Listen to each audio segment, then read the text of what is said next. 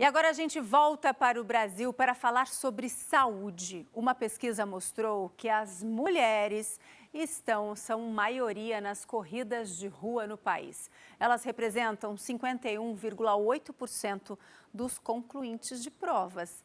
Além disso, o número de jovens de 20 a 24 anos aumentou 2.300%. E para falar sobre essa crescente participação das mulheres nas corridas pelo Brasil, a gente convidou a fisioterapeuta Raquel Castanharo, que é especialista em corrida, e ela é uma corredora super especial, não é mesmo, Raquel? A Raquel corre há 9 anos e no ano passado, quando ela se preparava para fazer a primeira maratona da vida, descobriu um diagnóstico de câncer de mama alguns dias antes de encarar os tão esperados 42 quilômetros de prova. Raquel, que alegria falar com você. Seja muito bem-vinda aqui ao Link 19 horas, viu? Muito obrigada pelo convite, estou super feliz de estar aqui com vocês. Raquel, vamos falar um pouquinho de corrida, sobre cuidados, sobre saúde. Agora, me diz uma coisa, o que você acha, né, desse momento em que a gente está vivendo aí, em que as mulheres são maioria, né, estão concluindo muitas provas, mas para você, quando você estava pronta para fazer a sua primeira maratona, os 42 quilômetros, você recebeu o diagnóstico. Como que foi esse momento? Você correu, não correu? Conta pra gente. Sobre esse dado que as mulheres são maioria, isso já acontecia em outros países, como nos Estados Unidos, alguns países da Europa. Então, o Brasil agora atingiu essa maioria de mulheres, o que significa um progresso no acesso ao esporte, o que é maravilhoso. Eu recebi o diagnóstico de câncer de mama 17 dias antes da minha primeira maratona e eu corri.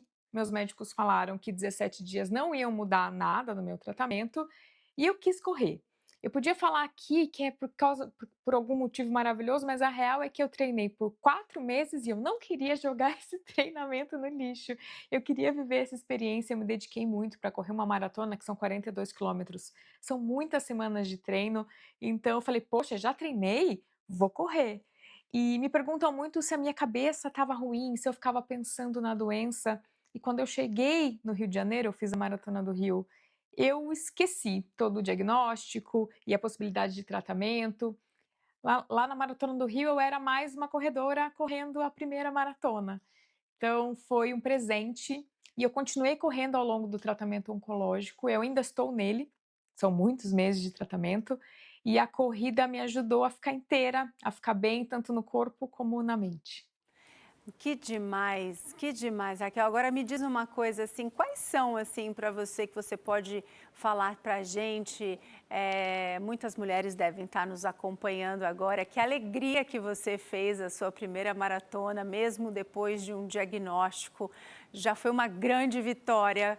E foram tranquilos esses 42 quilômetros? Você tinha treinado, mas 42 quilômetros não são qualquer coisa, né? 42 quilômetros não são tranquilos para ninguém. Se foi tranquilo, você fez errado. Não, brincadeira. Foi duro, mas foi muito emocionante porque as pessoas torciam por mim ao longo do caminho. Eu recebi muito, muito carinho, muita mensagem de incentivo. Mulheres passando ou que passaram pelo tratamento de câncer de mama me davam a mão e falavam: Ó, vai ficar tudo bem. Foi muito emocionante e a corrida é o esporte individual mais coletivo que existe.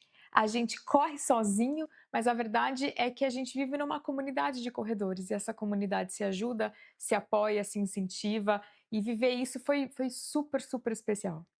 Diz uma coisa, você acha que conseguir completar a prova, completar os 42 quilômetros, você se desafiou, não é mesmo? E você acha que esse desafio, essa conquista dos 42 quilômetros foi importante para quando você começou o seu tratamento? E por quê?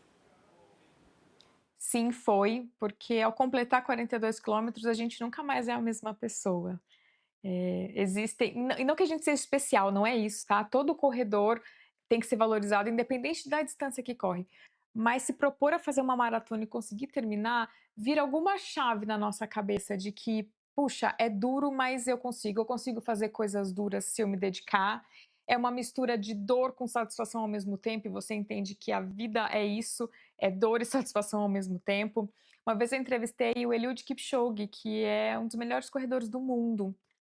Ele disse assim: "Maratona é como a vida, ela tem altos e baixos. E quando a gente está no baixo, é que a gente precisa insistir, insistir e insistir". Então, a maratona é como a vida, você acaba levando um monte de aprendizados para situações como a minha, que são muito difíceis, mas para qualquer situação, sabe. É uma mudança de vida, com certeza. Com certeza, que maravilha, que belo depoimento, assim, para todas as mulheres que estão assistindo a gente agora. Muitas devem estar enfrentando também aí, não é mesmo, um tratamento ou acabaram de receber um diagnóstico. Quais são os grandes desafios e também os benefícios, não é mesmo, aí de colocar paralelamente ao seu tratamento a corrida? Atividade física é parte do tratamento oncológico. Atividade física diminui os efeitos colaterais da químio, que são muitos. Atividade física diminui o risco de ter câncer de novo. E atividade física, tem um estudo muito interessante que mostrou isso para câncer de intestino, que foi o câncer da Preta Gil. Atividade física aumenta a vida das pessoas após o tratamento. Então, a atividade física, junto com a quimio, junto com os remédios, é o que faz a gente viver bem e viver mais. Então, a minha oncologista disse: atividade física é parte do tratamento. Os oncologistas dizem isso para todos os pacientes. Para mim foi mais fácil, porque eu já corria, mas é importante que todas as pessoas em tratamento comecem algum tipo de atividade. Não precisa ser maratona. Esse estudo sobre o câncer de intestino mostrou que caminhadas 3 vezes por semana por 45 minutos. Essas caminhadas aumentaram a vida das pessoas. Isso é muito grande. E andar 45 minutos dá para fazer. Então, o importante é encontrar alguma coisa que goste. Pode ser corrida? Pode, porque é maravilhoso. Mas caminhar já traz muitos benefícios. Fazer maratona é maravilhoso? É, mas correr 5 quilômetros é acima da média da população. A maioria da população está sentada no sofá. Então, correr 5 quilômetros já é uma vitória também e faz a gente viver mais, viver melhor. E agora, assim, cada vez mais mulheres estão correndo longas distâncias. Claro, cada uma respeita ali o seu limite, não é mesmo? Assim, 5 quilômetros, 10 quilômetros, se preparam aí para as maratonas, mas cada vez mais as mulheres estão correndo longas distâncias. Você acredita que aí é uma igualdade no esporte que está acompanhando cada vez mais esses maratonistas, os homens? Eu espero que sim. A gente luta por isso, né, por essa igualdade.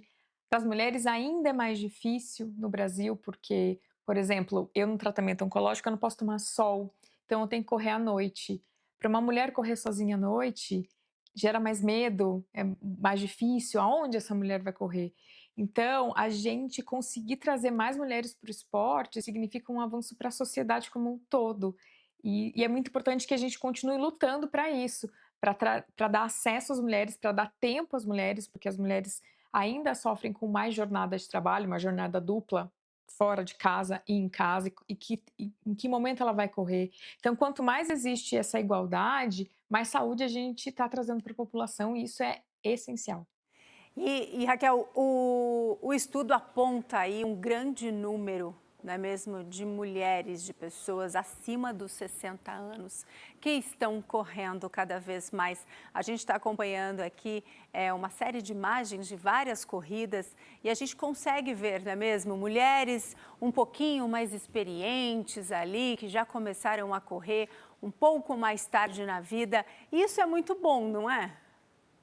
Maravilhoso. Correr aumenta o tamanho da vida para pessoas sem câncer também. A atividade física é uma coisa que aumenta a longevidade e aumenta a independência das pessoas no final da vida, porque a gente quer viver bastante, mas quer viver bem, quer viver com independência para ir até o banheiro sozinho, para conseguir pegar uma mala e uma sacola de mercado sozinho.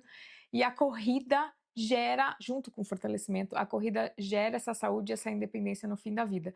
A corrida sempre foi um esporte de faixa etária um pouco mais velha em relação a outros esportes. Se a gente pegar a média de idade de jogadores de futebol, eles são mais novinhos. A corrida sempre já foi um pouco mais velha.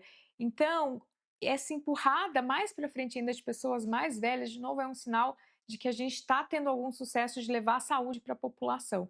ainda falta muito. É ótimo ver esses dados que estão aumentando, mas os dados de pessoas sedentárias, de pessoas inativas fisicamente, ainda é muito grande. Então a gente está no caminho certo, é ótimo vocês mostrarem isso, para a gente seguir nesse caminho e incentivar cada vez mais pessoas mais velhas, mulheres a seguirem no esporte, porque isso traz um benefício para a sociedade como um todo.